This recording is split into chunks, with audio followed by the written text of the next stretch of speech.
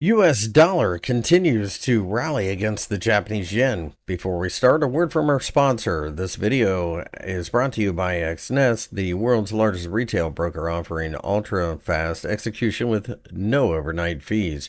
Find a link in the description below. The US dollar has rallied quite nicely against the Japanese yen during the early hours on Wednesday as we have bounced from the 50-day EMA.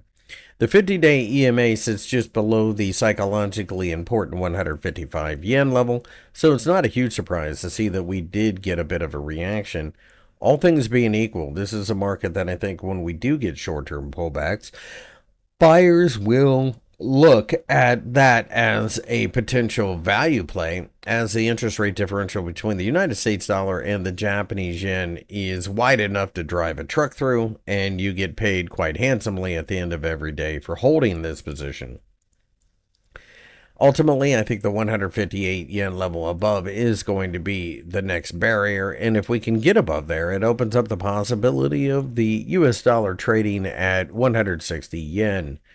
The 160 yen level is an area that the Bank of Japan felt to be a bit too much, and they did, in fact, intervene.